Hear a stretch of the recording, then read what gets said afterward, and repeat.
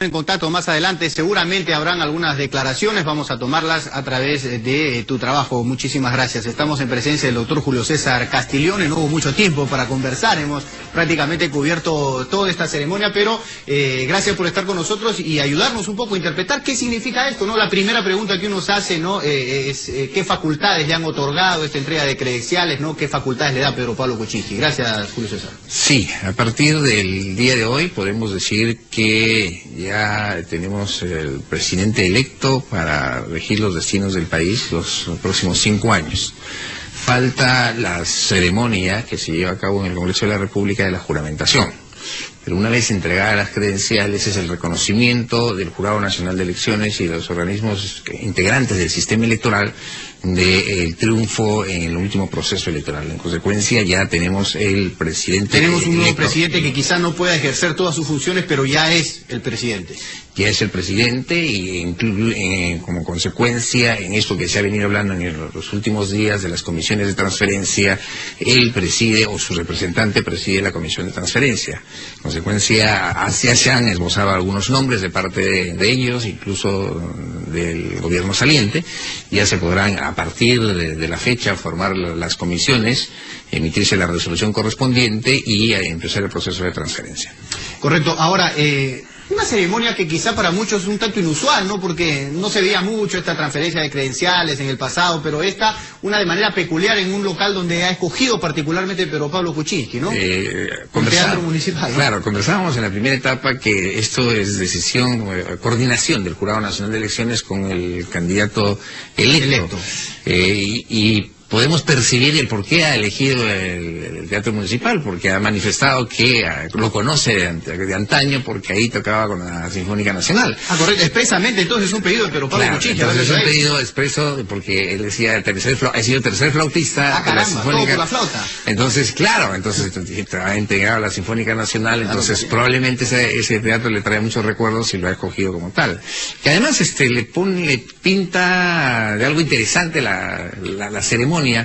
Y antes de esperar el 28, el mensaje que ha dado es un mensaje muy importante, un mensaje de unidad para los que votaron por él y para los que no votaron por él, un mensaje de unidad. Creo que el proceso electoral ya terminó y la casa está en orden y en consecuencia hay que trabajar todos los peruanos para adelante para hacer que el próximo presidente tenga éxito en su gestión por el bien del país. ¿Cómo le invoca, no? Yo voy a gobernar para todos y invoco aquí a que se unan tanto los que votaron por mí como los que no votaron por mí. Un mensaje importante, pero que quizá no está respaldado un poco por la presencia del presidente Ollanta-Humala, porque de alguna forma podría haber sido importante la misma. Sin embargo, el no estar ahí, me comentabas fuera de cámaras, es decisión netamente del presidente, porque la invitación estuvo, ¿no? Claro, yo estoy seguro que la invitación ha salido a todos los integrantes de los organismos. Prácticamente el gabinete entero ha estado, claro, ¿no? Sí, y los miembros del Poder Ejecutivo.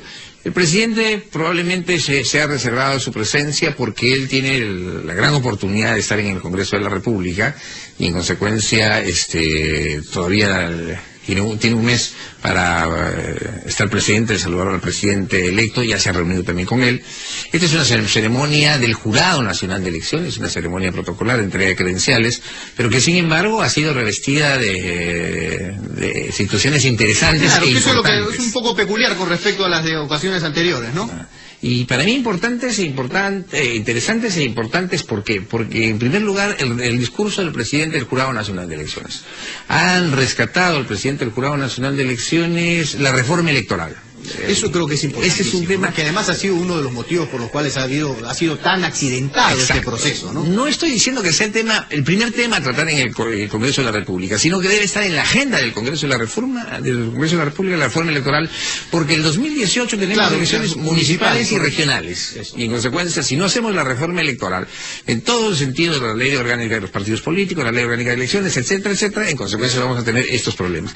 Y algo muy importante que ha manifestado también la estabilidad aplicabilidad de las normas una vez convocado el proceso electoral. También ha sido un tema álgido en Que ese eso proceso, ¿no? habría que ponerlo o en la Constitución Política del Estado, cuando el presidente de la República convoca las elecciones, una modificación constitucional que podría ser una vez convocada no se hará una modificación a la legislación vigente, o en su defecto en la Ley Orgánica de Elecciones. El presidente de la República convoca elecciones 180 días antes del proceso electoral. Una vez convocado, o sea, una vez convocado el proceso electoral, no se modificará la legislación electoral vigente al momento de la convocatoria. Claro. Entonces todos sabemos a qué nos estamos ateniendo y no nos cambian las reglas de juego. Claro, la regla del juego, que ha sido, ¿cómo se llama?, el motivo, digamos, de tantos problemas en este proceso. Pero aún así hubieron algunas modificaciones, ¿no? Sí, pues. Y aún así se dijo, bueno, está en el plazo, no está en el plazo, también eso fue un problema, ¿no? Pero existen muchos puntos de la ley orgánica que se han cambiado, pero que siguen siendo un problema y que se tienen que seguir mejorando. ¿Podemos hablar un poquito, por favor? Porque seguramente le llama a la atención a cualquier persona en un proceso como el que acaba de culminar, ver al señor Gregorio Santos viendo un debate, ¿no? Y quizás ese es un tema que también debería estar dentro de la modificación de la ley orgánica. A ver, el tema, sí. La pregunta es, ¿pueden postular a aquellas personas que están sufriendo penitenciaría pero que no han sido condenados? Nuestra legislación actual lo permite. Recordemos que en la Asamblea Constituyente de 1978 Hugo Blanco estaba en el frontón y postuló y salió electo, y el gobierno militar lo tuvo que escarcelar del frontón y fue miembro de la Asamblea Constituyente. Entonces no es el tema hubiera sido si Santos hubiera elegido, ¿qué hubiera pasado? O sea, evidentemente tiene un proceso con carcelería y que todavía no ha sido condenado. Sin embargo, había un tema ahí que nadie se percató en su momento. El señor Gregorio Santos fue elegido presidente del gobierno regional de Cajamarca, hoy denominado gobernador de Cajamarca.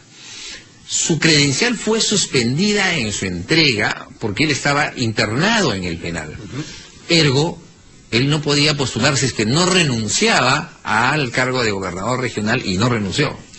Y le permitieron, el jurado electoral especial le permitió inscribirse y postular. Pero eso es un tema electoral, un tema penal, una persona que está internada en un penal. Es más, suspendida de sus derechos civiles porque no puede votar. ¿Puede postular? Es una discusión que evidentemente tendríamos que darla en el Congreso de la República. En mi opinión, no. Sin embargo, hay otras personas que dicen que sí, que como no está condenado, ¿qué pasa si sale absuelto? Es que ese también es otra llanta baja que tiene el carro, ¿no? Porque si los procesos fueran más rápidos, tendríamos un sentenciado, ¿no? Más rápidamente, por ende, sabríamos qué hacer con esa persona. Tenemos el mismo señor Gregorio Santos, elegido gobernador de Cajamarca, internado en un penal y que no puede asumir porque está en el penal. O sea, le permitieron postular estando dentro del penal. En consecuencia, ese es un tema que tenemos que zanjar. Claro. El tema de las dádivas que se aprobó, lamentablemente, en pleno proceso electoral. Que dejó un candidato fuera de carrera, ¿no? Que dejó un candidato fuera, que fue el señor Acuña. Correcto. Y en consecuencia, estas cosas no se pueden dar porque además el Jurado Nacional de Elecciones en esa oportunidad le preguntó al Congreso y el Congreso no quiso hacer la precisión si es que la norma tenía efectos para el siguiente proceso electoral. Que nada hubiera pasado si hacían eso. Hubieran dicho, habiéndose convocado ya el proceso electoral, esta norma no es aplicable para el presente proceso electoral y punto, eran 2 líneas. El Congreso de la República no lo quiso hacer y en consecuencia obligó al Jurado Nacional de Elecciones por lo establecido en el artículo 103 de la Constitución que se aplican a las causas. Recordemos también quién era el presidente del Congreso en ese entonces, ¿no? Sí, el señor Iberico, ¿no? Y en consecuencia, su candidato presidencial lo sacaron precisamente por descuido de ellos, descuido del Congreso. Pero eso sucede cuando las cosas se hacen a último momento. Esa ley se aprobó a último momento, se aprobó a la carrera, no se estudió bien sobre los alcances que pudiera tener la norma. Entonces, eso es lo que debemos de evitar. Porque si en 2018 nosotros tenemos elecciones municipales y regionales, la discusión debe empezar ya. ¿Y por qué? Porque ya empezaron la venta de los kits para la revocatoria en junio de este año. Que a mí me parece mal. La venta de los kits debió haber empezado el 2 de enero del 2017, porque la revocatoria es el 2017. Pero ya entramos nuevamente en un proceso de consulta popular. No hay nuevas elecciones, pero ya entramos en un proceso de consulta popular, venta de los kits. Estos kits no hay todavía un cronograma establecido por el Jurado Nacional de Elecciones y la consulta es el segundo domingo de junio del 2017. O sea, Ya tenemos un proceso de consulta popular. Si no iniciamos la reforma electoral en estos momentos, y nos vamos a distraer con la revocatoria o con otros temas, el tiempo nos gana, pues. El 2017 es el único año, el 2016 y el 2017 es el único año que podemos hacer las reformas. El 2018 ya empiezan las elecciones internas de enero en los partidos políticos. Claro, ya no podemos hacer, y las modificaciones que se hagan se van a hacer con nombre propio o interés propio. Claro. O sea, ya se van a hacer pensando en que yo quiero ser candidato o mi familiar, o mi amigo, mi primo, mi vecino quiere ser candidato a alcalde, quiere ser candidato a consejero, quiere ser candidato a gobernador, a vicegobernador.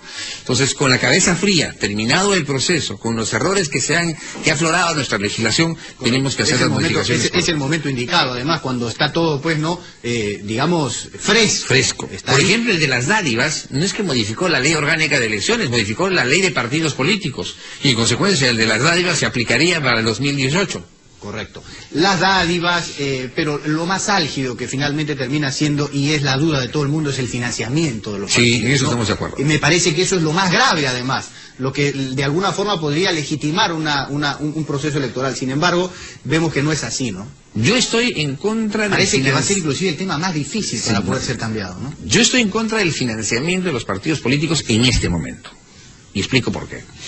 Porque si los partidos políticos no son capaces de rendirle cuentas a la OMPE, ¿cómo financian Porque ahí sí prácticamente todos, claro, ¿cómo financian sus campañas electorales? Del anterior, la municipal y regional, se multó, incluso APP se multó con 4 millones, se le bajaron a 2 millones, y del actual no han terminado de informar. Es más, han sido denunciados algunas agrupaciones políticas por no informarle de dónde ha provenido el dinero. O sea, dinero que puede ser de ellos, dinero oscuro, del lavado de activos, del narcotráfico, no sabemos, pero no son capaces de rendirle cuentas. Peor será cuando el Estado les transfiera dinero y no van a querer rendir cuentas, va a ir al bolsillo de los dirigentes. Cuando los partidos políticos sean verdaderas escuelas de la democracia, nos den transparencia de que sí son capaces de rendirnos cuentas a los ciudadanos, ahí sí, ¿cómo han financiado? Muy bien, yo seré uno de los primeros en lo que pueda hacer, decirles que se les financia a los partidos políticos porque realmente están demostrando una transparencia en el manejo de los recursos. Pero mientras tanto, estaremos en contra, por lo menos yo estoy en contra de que se les financie a los partidos políticos porque no da una muestra del manejo del financiamiento de sus agrupaciones y de sus candidatos. Y en otras partes me parece que es así, ¿no? Pero claro, o sea, primero, hay financiamiento de los países, del gobierno de los países, a los partidos políticos, y hay un rendimiento de los ingresos que ellos dan, de cuentas y de las transferencias que hace el gobierno nacional. En consecuencia, la rendición es totalmente transparente. En nuestro país nos negamos a rendir cuentas de los ingresos. Eso es lo que pasa, porque finalmente si se niegan a rendir cuentas, pues hay que buscárselas, y eso es lo que no se hace tampoco, ¿no? Yo creo que entre una de las causas, en la ley electoral no tenemos, el Jurado Nacional de Elecciones no tiene facultades para cancelar el registro de un partido político, que se llama la revocación del acto administrativo. No tiene facultades. Tiene facultades para aceptar su inscripción en el ROM y emitir su resolución. Para eso sí tiene facultades. Pero no tiene facultades para cancelar la inscripción. Entonces, hay que incorporar facultades al Jurado Nacional de Elecciones para cancelar la inscripción de una agrupación política. Una de esas facultades es no haber rendido cuentas. No me rendiste cuentas, te cancelo tu inscripción. Y no lo es. Y te desapareciste como partido. No puedes postular en el siguiente proceso electoral. Entonces, cuando apliquemos medidas drásticas a los cánceres de la legislación nacional de años, en consecuencia, los partidos políticos se pondrán en vereda y tendrán que tomar las cosas con mayor responsabilidad. Como tiene que ser. Vamos a escuchar, por favor, al presidente del Jurado Nacional de Elecciones, el señor Tábara, quien hablaba precisamente de todo esto que hemos desarrollado, ¿no? De la urgencia de la reforma de la ley electoral. Atendiendo a esa exigencia que viene de la historia, fortalezcamos nuestra democracia y trabajemos unidos por el engrandecimiento de la patria. No puedo dejar de recordar la especial atención que nos debe merecer nuestro sistema electoral. Por eso, resalto ante ustedes la importancia que tiene en la agenda del Perú priorizar la reforma electoral y mejor, si esta solución se produce mediante la redacción de un código electoral. Reitero que los organismos electorales hemos alcanzado al Congreso del año 2011 un proyecto de código que está a consideración del Congreso de la República y sobre el que se debe continuar trabajando y perfeccionándolo en la propuesta. Alerto respetuosamente al Congreso de la República, a los partidos políticos y a la ciudadanía en general la urgencia de la reforma electoral, pues con la actual normativa sería muy difícil y resultaría imprevisible afrontar las próximas elecciones regionales 2018, con más de 100.000 candidatos. Hay que corregir esto. Regulemos también la intangibilidad del marco jurídico antes de cada proceso electoral. Es decir, no variemos la regla. Permítanme una breve reflexión con respecto a este proceso electoral. Sin duda, este ha sido un proceso complicado, un proceso difícil, debido a diversas razones confluyentes que van desde su convocatoria hasta culminar la primera vuelta electoral. Principalmente la causa es la defectuosa normatividad vigente. Ello ha demandado esfuerzo y mucho temple por el Pleno del Jurado Nacional de Elecciones y los jurados electorales especiales, y en especial, disculpen ustedes, de este ciudadano presidente sobre quien se dirigieron y personalizaron diversos ataques que han quedado demostrados que fueron infundados. Hubieron momentos, días, semanas duras, difíciles, noches de insomnio, donde yo evocaba los versos de nuestro Máximo Bate, ese Bate universal, cuando él dice, ¿no? Dios mío, si tú hubieras sido hombre, hoy supieras ser Dios.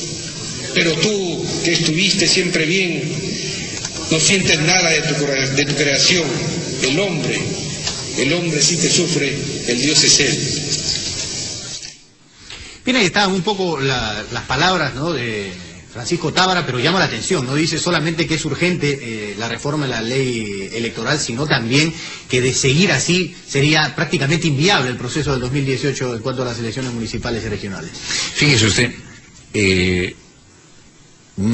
a pesar que en este proceso electoral presidencial lo que ha habido ha sido el problema y la discusión sobre la ley de las dádivas, que es lo que generó todo el desorden, porque se tacharon o se pidieron la exclusión de candidatos presidenciales, y entonces la atención de la prensa estuvo centrada en ello. En el tema municipal y regional, las observaciones al proceso electoral son mayores.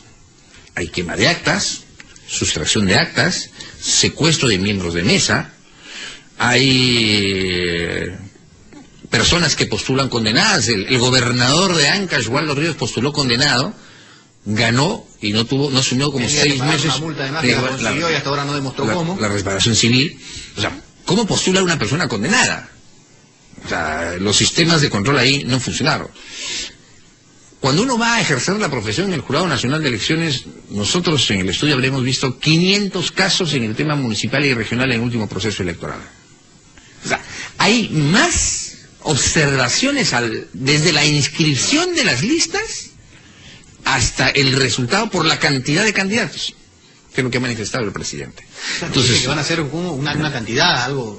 Más de 100.000 candidatos. Estamos hablando de 24 gobiernos regionales, claro, que los cuales tienen su gobernador, vicegobernadores y sus consejeros y sus accesitarios. Estamos hablando de 1.800. Mucho más complicado, además, en el interior del país, y a diferencia pues de este proceso que han habido 19 candidatos. Claro, 1.846 municipalidades, entre provinciales y distritales, y las que tienen menor número son 6 integrantes, y las que tienen mayor número son 15 en el caso de Lima, y Lima Metropolitana 39.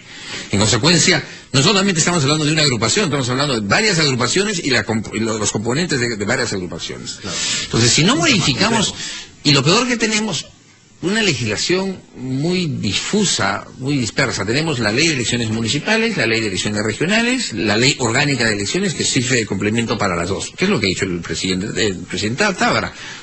Un código electoral, con el primer libro de disposiciones generales, después elecciones presidenciales, parlamentarias, gobiernos regionales, gobiernos municipales y centros poblados.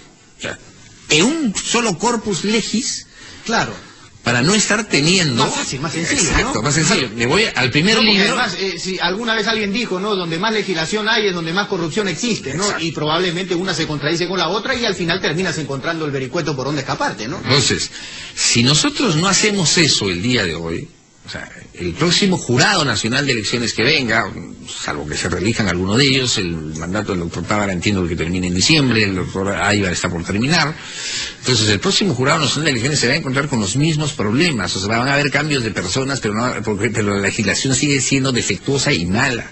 Entonces tenemos que revisar, pero seriamente tenemos que revisar la legislación electoral para que no tengamos estos problemas que se han suscitado en el proceso presidencial, donde se aplicó la ley orgánica de elecciones, pero después vienen los otros dos procesos que también van a generarse dificultades. Correcto, ¿y cómo encontrar ese equilibrio, no? Porque si bien hay muchas cosas por mejorar, también es algo importante que ha hecho Francisco Tábara, ¿no? La intangibilidad una vez iniciado el proceso, ¿no? Entonces, establecer plazos. A partir de acá, las reglas del juego son estas y no se cambian más, ¿no? Como lo conversamos hace instantes. Fíjese, yo manifesté que una ley, una vez aprobada, que modificaba el artículo 34, si mal no recuerdo, de la ley de partidos políticos, no se debería aplicar para este proceso electoral. Sin embargo, el Jurado Electoral Especial de Lima lo aplicó, lo interpretó, lo aplicó y dijo que se aplica a las situaciones jurídicas existentes. Entonces, se aplicó, porque se aprobó una vez que ya el proceso había sido convocado. Y estoy de acuerdo con el doctor Tábara, pues la intangibilidad, una vez convocado el proceso electoral, una vez iniciado el partido de fútbol, a nadie le pueden cambiar las reglas del juego. O sea, no podemos modificar la legislación electoral por intereses. Esta ley tuvo nombre propio, no lo voy a decir Sí, claro. por una cuestión de responsabilidad. Pero para que alguien no pasara la valla, ¿no? O sea, tenía nombre propio, pero no, tenía el nombre de las dádivas, tenía nombre propio para quienes estaba dirigido.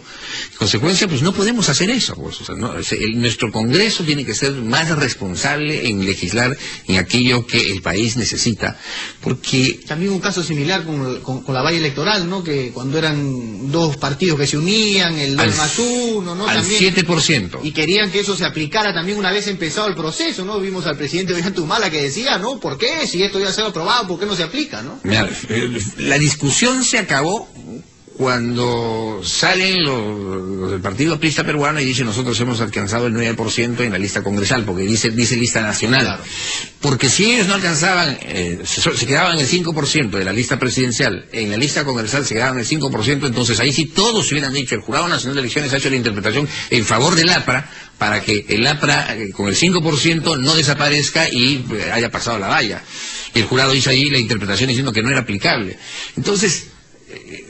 Sorprendió, porque lo mismo también pudo haber dicho en el tema de las dádivas, que no era aplicable para este proceso electoral. Entonces, obliga a la autoridad electoral un mismo dispositivo a tener diferentes interpretaciones. Entonces, y eso es peligroso, porque el que tiene que legislar, el que hace legislación positiva es el Congreso de la República. La interpretación la hacen los jueces, y ellos son jueces electorales, hacen la interpretación de la norma buscando el espíritu de la ley.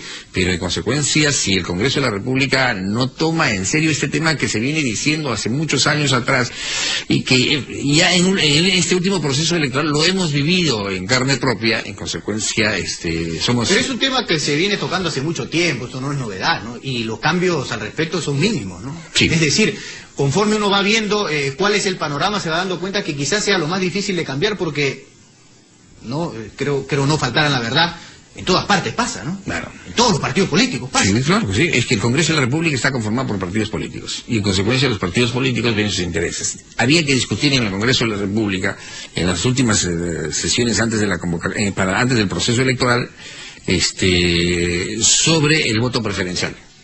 No hubo ningún asistente a la comisión. Claro. Entonces, solitos no se van a poner la sacadilla.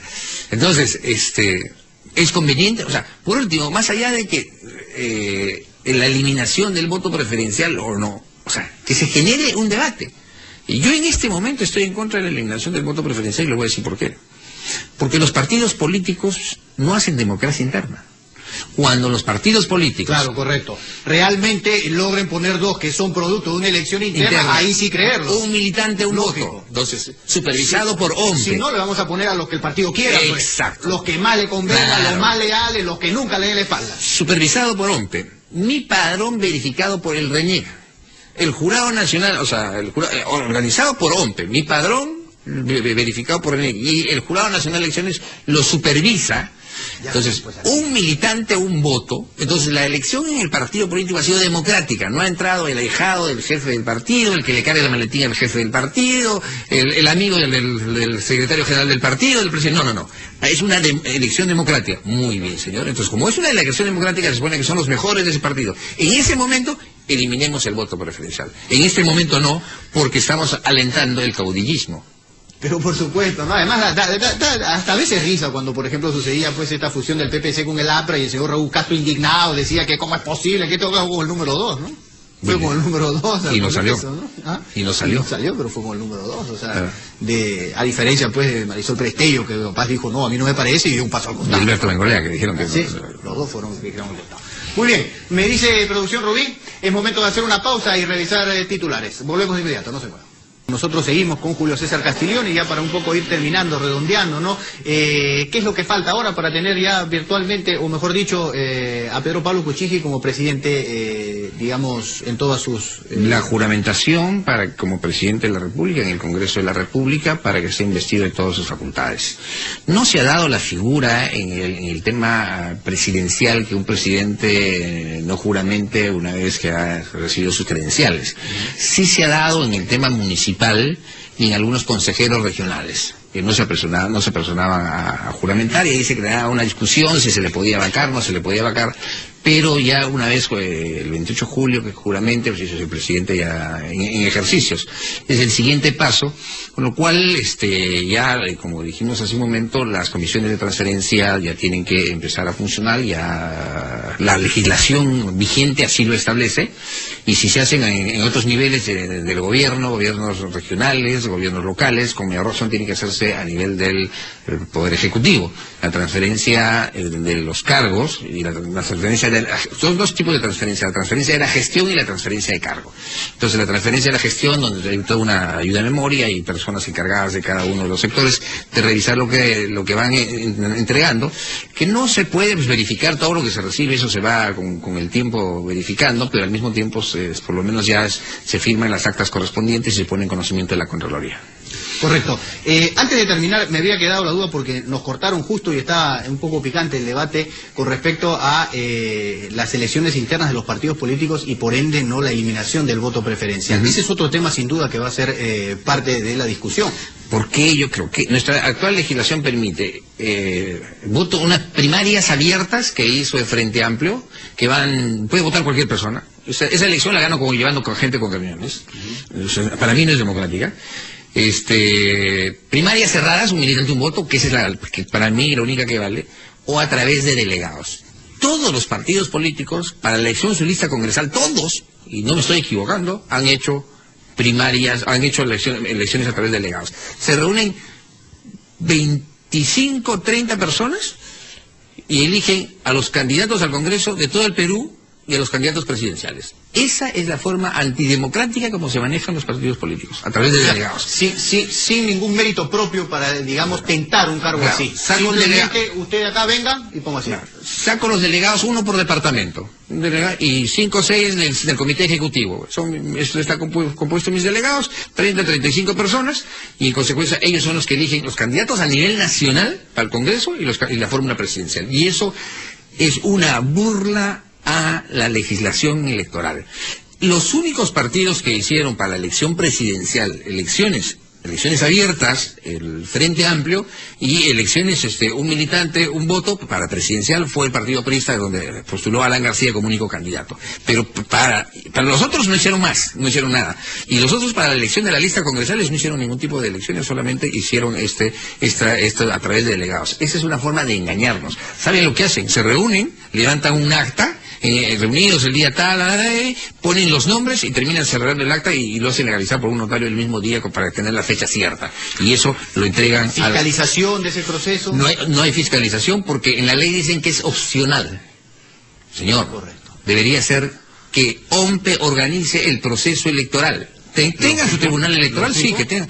Que RENIEC supervise el padrón. Hubo un partido que salió diciendo, me han inflado el padrón el último día. Claro, RENIC firma. Y el jurado supervise a través de sus fiscalizadores el proceso electoral. Cuando los partidos sean verdaderas escuelas de la democracia, yo repito mucho este tema porque los partidos son el soporte de la democracia, pues. Y cuando los partidos políticos sean verdaderas escuelas de la democracia, entonces tendremos la satisfacción de, no solo de apoyar a los partidos, de participar, será un mecanismo importante e interesante de participación interna y de generación de nuevos liderazgos. ¿Por qué no hay nuevos liderazgos? Precisamente no hay nuevos liderazgos porque no se permite a través de estos mecanismos que gente, nuevos rostros, no estoy diciendo no solamente jóvenes, sino nuevos rostros incursionen en la política. Totalmente. Bien, Julio César Castiglioni, hemos conversado 44 minutos y todavía podríamos seguir encontrándole defectos a la ley y a su reforma, lógicamente, ¿no? Vamos a repasar, antes de despedirnos, la tendencia del día que tiene que ver precisamente con esta entrega de credenciales a Pedro Pablo Kuczynski.